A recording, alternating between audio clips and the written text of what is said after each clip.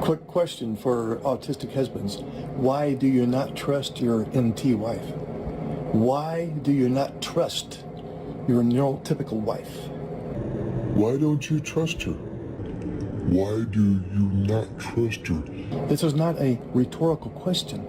I want you to comment below this video, why don't you trust her? Why? I want to know.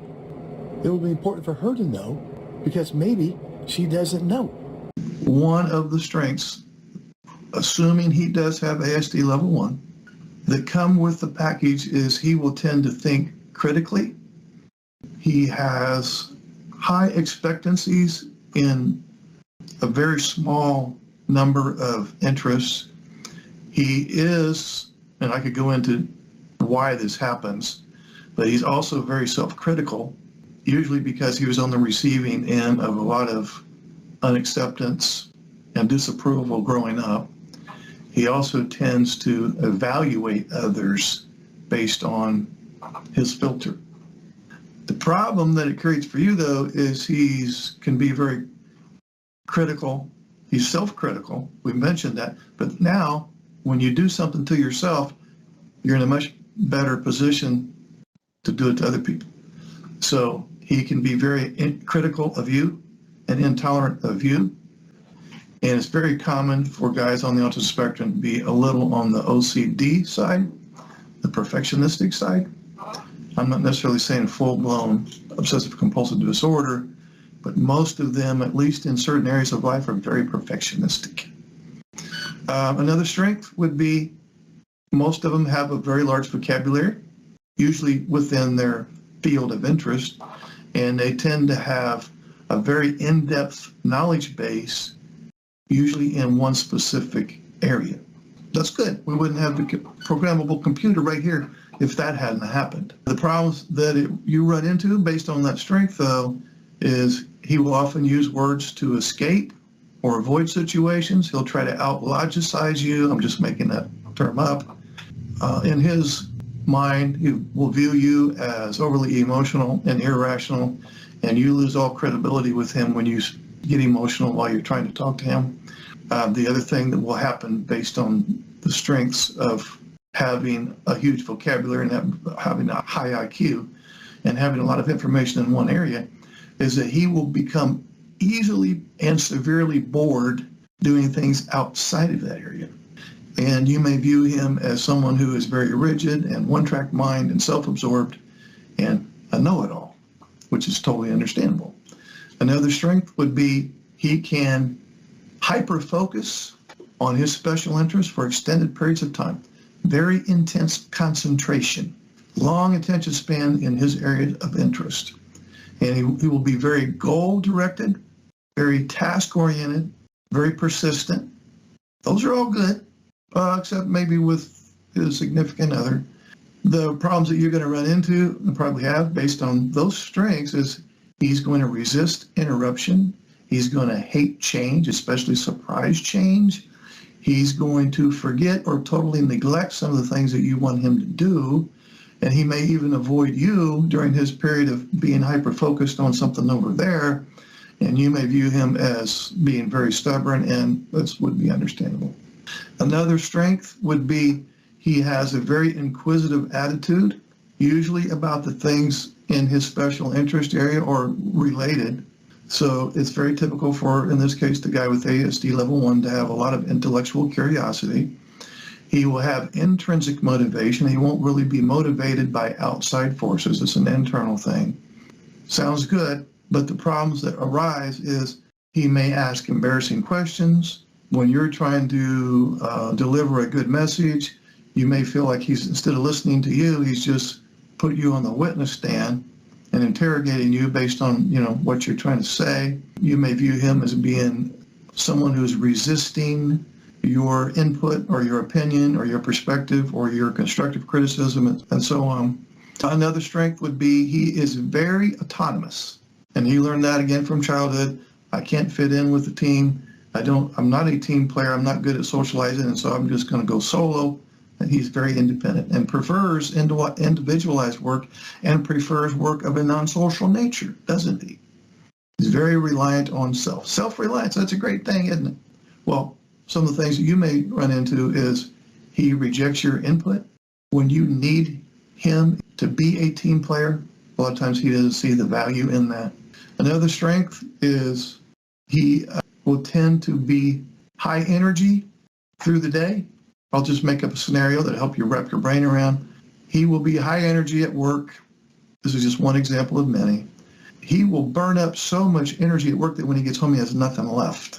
So when when you use your mind thinking and problem solving and working and reading and looking at facts, figures, objects, and that burns up a lot of energy. Your brain burns up a lot of energy when you're concentrating for extended periods of time, which he does very well. Only problem is he's burned up so much energy doing his special interest, in this example at work, he's got nothing left. He comes home and he's burnt out, and he has to do some version of de-escalation at that point. But with this business of having high energy, he will be very frustrated with inactivity. His mind is always racing. He would say if he were here, yeah, my mind is always racing and it has to be racing. Boredom is excruciating to me. And to just sit down and do nothing or engage in idle chit-chat with my wife is almost painful. It's because he needs constant stimulation, especially of a visual nature. Especially of a visual nature. And so you may view him as someone who's hyperactive and can never just sit down and relax and just be still and be quiet. Another strength is he enjoys organizing things in his head, and he may even enjoy organizing material things. And he probably at some level has tried to organize you to squeeze into his routine and structure. He is very good at systematizing. In other words, looking for patterns and themes and systems. Sounds like a good strength, but the problem is he may come off as being very bossy, rude, domineering. He may construct very complicated rules or systems of a social nature that don't match up with yours. He's going to have a lot of hidden rules in his head that he may not even be aware of at a conscious level, but if you violate any of those of his hidden rules, because he's big on rules, because he's big on structure, when you violate one of his rules, you'll know it. The last one is he has a great ability to conceptualize and to synthesize. He enjoys problem solving as long as it's not of a social or emotional nature, and he loves intellectual activity. Very high IQ, very high in logic. Sounds like a great strength. Problem you run into, though, is he's going to omit some certain details that are important to you. He may reject some details that were important to you. He may question your instruction or your directives or your opinion or your perspective because it doesn't match up with his ability to conceptualize. Because you're assuming you're talking to him about something in the way of problem solving in the marriage, it's hard for him to look through the lens of emotions as you do well, which is a great skill for you. He's only looking through the lens of logic. Of special interest is special only for one simple reason: it brings you joy. If it's something that you enjoy doing, I don't care whether it's productive or not. If you enjoy it, that's being very productive in my book. You're engaged in an activity that is producing joy. I can't think of anything more productive than that. It's something that makes life worth living. It's just that simple. If it brings you joy, that is the best use of your time. Why? Well, that sounds like a bold statement. If it brings me joy, that's the best use of my time. Yeah, because there's so many wonderful organic side benefits of that. Now, I've engaged my parasympathetic nervous system. Now, I've reduced my cortisol and adrenaline. Now, I'm recharging my battery. Now, I'm actually enjoying life instead of dreading things. Now, when I go face my wife, I want to be in a better mood. Now I'm going to be in a better position to deal with challenges when they show up. There's a cascade of positive things associated when that one thing happens. Joy. You should be engaging in something that brings you joy because, as I mentioned, that's the top rung on the ladder. And there's so many other positive things that happen once that thing happens. One of which is now you have more energy to engage in mundane tasks that she would prefer you be doing instead. And if she wants to, oh, you're going to go down to the basement, do your special interest. Yeah, that's exactly right. I'm not interested in fighting. I'll be down in the basement. All 5 of them cannot be emergent. And if anybody says, oh, no, at the end of the day, if we have 5, they're all emergent. No, not buying it. So of the 5, you're going to pick the 1 or 2 that are emergent. In other words, we really need to come to some kind of consensus tonight on this thing. The ones that are not emergent, which I'm guessing in some cases would be all 5, you're still going to pick 1. So you're not going to try to fight 5 battles at once. That's disaster. Again, if at any point you're going to try to tackle 5 things at once, just go get some gas, sprinkle it around the house, and start throwing lit matches at it. If you have 5 things and they're all emergent by the end of the day, I think you're in the wrong business. Now, if you're a brain surgeon or you're in the middle of a flight to the moon, I could see having 5 emergent problems. Other than that, I don't even see why there would be 5 emergent problems. So one thing I hear from NT wives a lot, they go, well, it just seems so hopeless. Where's the hope? If you're talking about changing his behavior, you're right, it is hopeless. You should give up hope in that area. Yeah, give up hope trying to change him. That is hopeless. But there is hope in you changing your reaction to his behavior. So changing his behavior, that's hopeless. Changing your reaction to his behavior, there's all kinds of hope there. And for those NT wives that are still in denial, that someday he'll get it, someday he'll do better, someday he'll try harder, someday we'll be happy again. There's got to be hope there somewhere. So for those of you who still think that way, then do yourself a favor, get a calendar, get next year's calendar, and mark a year from today. So for example, if today is December 1st of 2022, which it's not, but then get a 2023 calendar, and on December 1st, write on the calendar, reality check. Okay? A year from now, on a calendar, write a little note to self, do a reality check. And the reality check is this: how much was I able to change his behavior over the course of the last year? Now, when your answer is, I didn't accomplish anything, in fact, my efforts made a bad problem worse, then maybe you'll start giving up hope of trying to change his behavior and find hope in changing your reaction to his behavior. My term, instead of masking, is mimicry. You have mimicked what you felt like was typical, appropriate behavior. It's like, I'm not sure exactly what to say or do in this particular situation, but I'm witnessing them say and do things in the same situation, and it seems to work for them, so I'm going to copy that. In the case with you, assuming you have ASD level 1, that's just a really fucking smart thing to do. That was a very intelligent move on your part. And I would say, don't you ever throw that away. That's a skill that you have cultivated very well, and you want to keep it. All people do that to some degree. So I don't want you to think that, well, because I have to act, that there's something wrong with me or somehow I'm defective or flawed. No. You are an individual who thinks differently. We'll call it autism, but you're living in a neurotypical world. If you only spoke English and you were forced to live in Russia and you didn't know the language, you would pretty quickly figure out a few things to get by so that people didn't get mad at you, so that they didn't get irritated with you when they're trying to talk to you and you don't understand much of what they're saying, and you notice that they get annoyed with you when you don't understand them, and somebody else comes up to talk to you in Russian, and they're trying to get a point across, and you don't understand them, and you notice, okay, when people come up to me and try to connect with me and I act as if I don't understand what they're saying, which I don't, they get upset with me. So I'm going to act as if I understand.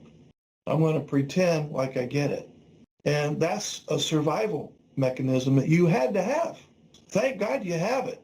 Then the other piece of this equation was, how can I just be true to myself when do I turn this on? When do I turn it off? There's no shame in having this disorder. It's more widespread than you know. There is more tolerance now than there was even 10 years ago. We know that this doesn't mean that somebody is retarded or stupid or narcissistic or sociopathic. That's outdated, old school myths. That's by the wayside for the vast majority of society today. So there's nothing wrong with divulging, well, I'm just going to use the term blind spot. There's nothing wrong with divulging your blind spots to the people that are important to you. I'm going to make up an example that may or may not apply, but hopefully it will help you understand. You could say to somebody that you trust, being around this large of a crowd with all this noise really stresses me out. And so if I'm acting a little off, just to let you know, really have sensory overload right now. There's so many different angles to come at why the couple is having such a problem. And this is a gross oversimplification again. In this case, the ASD husband is very logical and very task-oriented. Not that he doesn't have any social skills or emotional intelligence. I'm not saying that. She is almost the opposite. Instead of being directed towards completing tasks that have nothing to do with people, she's very social, and that's a big deal to her. Not that she can't just do mundane tasks that don't involve people, but that's not her preference. That is his preference. I'm not saying she doesn't have any logic, but she runs mostly on emotional intelligence. So you have the ASD husband runs mostly on logical intelligence, LQ we would call it. She runs mostly on social and emotional intelligence, which would be SQ and EQ. He's mostly involved in non-social tasks. She's mostly involved in social tasks. So you can see why there's so much upset. They're almost 100% diametrically opposed with respect to their skills, needs, wants, levels of intelligence, and whatnot. So that's the bad news. The good news is, as long as both parties are aware of what's going on, well, now there can be some kind of compromise. And there will have to be a compromise. She's not going to come all the way over to his side, and he's not going to come all the way over to her side. Never going to happen. But there can be, and it would be a fairly large middle ground, gray area, where he is purposely trying to be less task-oriented and asocial some of the time. And she's purposely trying to be less emotional and a little more, less need for deep intimacy, which he can't deliver. Her complaint is, he doesn't meet my social needs. He doesn't have a deep emotional connection with me. Yeah, you're right. Because he has ASD. That is ASD. That's not a symptom of ASD. That is ASD. Think of it as a disorder of social and emotional intelligence, which now means a disorder of social and emotional skills, and now means a lower need for social stuff and emotional connection. That's why the disparity, and the reason I wanted to mention that is because it would be good if the two of you could provide one another occasionally with a little grace and mercy, given the cards you've been dealt. That's what you've lived with. That's what you're living with now. And that thing I just described there, it's never going to change, ever. Continue to antagonize one another or realize, okay, this is what we're going to have to deal with. There's no way to fix it. I'm wired this way, he's wired that way. We're just going to have to deal with it. Or just agree to move on to the next relationship, which that happens too. She wants this emotionality, for lack of a better term, from you because she has felt perhaps that you're just a little too logical and robotic. When you try to problem solve, you're coming at it through the filter of almost entirely logic, almost. When she's trying to problem solve, especially when she's upset while she's trying to problem solve, she's almost coming purely through the emotional lens. That's why the two of you can't get anything resolved. But if he can move a little left of far right and be a little more emotional, and in an ideal world, she would contain some of that emotion in the heat of the moment and be more inclined to appeal to your logic. Now, instead of being in two separate pages, we're starting to merge at least somewhat on the same page. And that's when you can actually resolve some stuff. And then you get this snowball effect going in the other direction. Instead of a downward spiral, now you get an upward spiral. Because, hey, you know what? In the last 2 weeks, I've noticed that we have solved 2 major problems. That if those 2 things had come up last year, it would have just created a 3rd problem. But we actually resolved. Or that talk that we had last night, I know for a fact if we'd had that talk last year, that would have ended in a shit show. We actually had a decent conversation, and we were civil with one another. And so now trust starts to come back. Feeling safe in the relationship starts to come back. Now both parties are more motivated to do even better. It's reinforcing. Okay, if I did a little bit good with that one, then I know I have it, and I can do a little bit better with that same thing next time, and a little bit better after that. And then pretty soon we're both getting really good at talking about heavyweight things or difficult things that would ordinarily end badly. We can talk about most of them now. It's never going to be perfect. We don't have to have it perfect. But our arguments are occurring less frequently, and even when they do occur, they're less intense. Now you're getting somewhere. So, quick message to all the autistic spouses out there who want to have a better relationship with their, in this case, neurotypical spouse.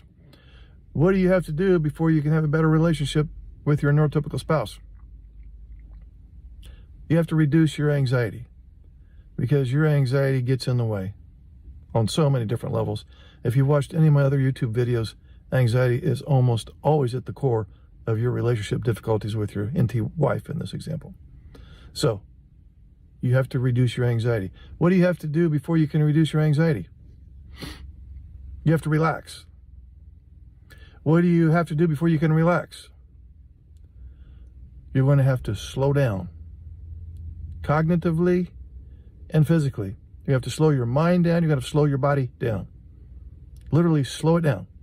What are you going to have to do before you can slow your mind down? You're going to have to focus on breathing several times a day. You're going to have to be a deliberate thinker. I'm just going to sit here for a while and focus on my breath. In breath, out breath. What do you got to do before you can slow your body down? You're going to have to move slowly. You're going to have to move slowly. Get up from your chair slowly. Sit down slowly. Walk slowly. Drive slowly. Talk more slowly. Pretend like you're a 95-year-old man or woman. Slow down, buddy. Slow it down. What's your rush to get to the finish line? Which is death. And if you have ASD level 1, you know your average lifespan is about 54. Don't race to the finish line. The more you slow down, the further the finish line is from your current location. The more you slow down, the further away the finish line. The more you physically slow down and slow your mind down through breath work, the more you relax. And the more you relax, the more you reduce your anxiety. And the more you reduce your anxiety, the more you're in a better position to have quality time, quality relationships. Reverse engineer this thing, okay? Hey guys, this is Mark, and I have a message to the neurodiverse couples out there. And I'm not referring to one particular spouse. This is for the NT spouse and the ASD spouse both.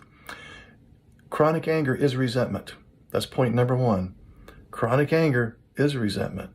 Point number 2, chronic anger and resentment will cause physical health problems. Chronic anger and resentment will cause cancer in some cases, autoimmune disease, heart disease, high blood pressure, brain fog, and so on. That's point number 2. Point number 3 is really a question, and I want you to ask yourself, you're going to compare you to your spouse, who is having the most physical health problems? You or the other party? And who seems to be the most resentful? And is the one who's having the most health problems also the one who's possibly the most resentful? Do some soul searching on that. You can fight or you can heal, but you can't do both at the same time. You can fight or you can heal both emotionally and physically, but you cannot do both at the same time. It's just that black and white. There is no gray area. If there's a lot of fighting, no healing. Moderate amounts of fighting, no healing. Just a little bit amount of fighting, no healing. Just thinking about fighting, we're not actually fighting, I'm just thinking about it, no healing. Why? Because any of the above will cause your body to excrete a little bit of cortisol and adrenaline, which keeps you in some version of fight or flight, which means you're now not engaging your parasympathetic nervous system, and you can only heal when your parasympathetic nervous system is engaged. So, fight to one degree or another, or think about fighting, or heal. One of the two, you can't do both.